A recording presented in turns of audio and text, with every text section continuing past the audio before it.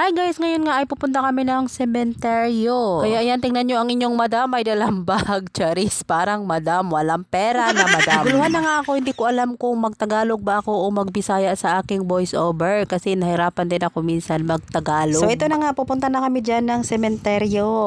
Kasama ko si Luke at saka si Denise at si Shero. Nakasakay na nga kami ng tricycle dyan. Isang tricycle lang yung nasa labas, nasa paradahan.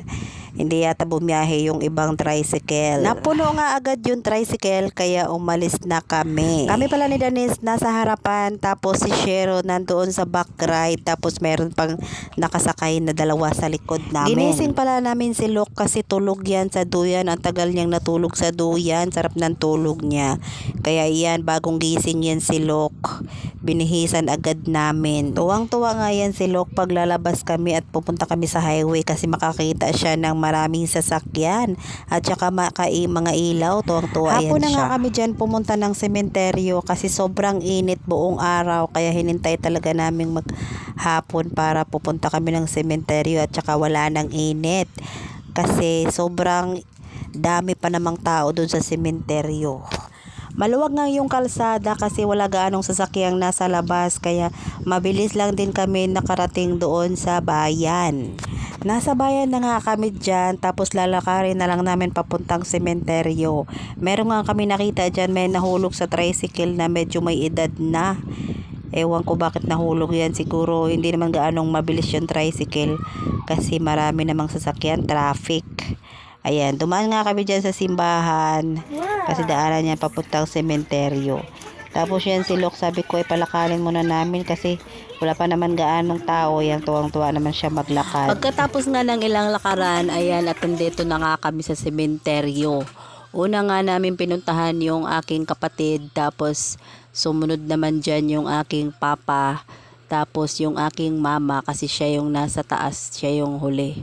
Hindi ko na nga nabidyohan yung iba kasi talagang sobrang init dito. Ang dami kasing kandila na nakasindi, sobrang init talaga. Tapos ayan si Lo, kanina pa nga yan nagtuturo ng balon na may ilaw. Kaya binilhan ko na lang kasi talagang gusto niya magpabili. Tapos hindi naman siya sinasabi kaso nagtuturo talaga siya tapos nanghihila pa.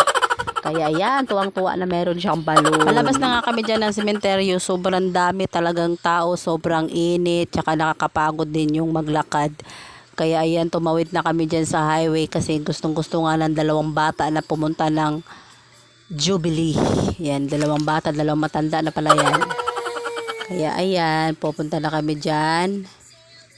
Pinakain ko lang si Luke ng spaghetti. Ayan, first time lang ni Inday Burakday na humawak niyan.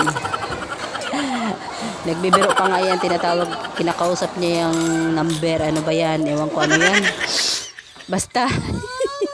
Nasa counter nga pala ako dyan. Ayan, si Luke naiinip na yan sa upuan kasi ang tagal ko dun sa counter. Sobrang dami rin talagang tao. At saka naubusan na nga rin sila ng burger stick at saka fries. Maraming wala sa kanila kasi marami talagang tao. Ayan, malapit na nga kaming matapos kumain dyan. Tapos si Luke, siya yung nahuli. Spaghetti lang yung pinakain ko sa kanya. Tapos nilagyan ko ng konting kanin. Ayan, habang nagpo-voice over nga pala ako nito, kasi sinisipot ako. Tapos eto si Luke ay nangaagaw ng cellphone. Diyos ko, Ginoo. Nanghingi nga pala si Denise at saka si Shiro sa papa nila ng pangkain sa Jollibee. Kaya ayan, nadamay kaming dalawa ni Luke. Tapos ayan, malapit na nga kaming matapos dyan. Tapos si Luke, ang dami talagang dungi sa mukha kasi hinayaan ko na rin siyang kumain lang mag-isa. Ayun, kailan pa kaya ulit kami makakain ulit ng Jollibee? Kasi last namin kain ito mga January pa yata yun, yung dumating yung kapatid ko. Tapos ito yung pangalawa. O diba, dalawang beses talaga sa isang taon. Ayun lang guys, nabusog din kami. Salamat sa panonood, buyers!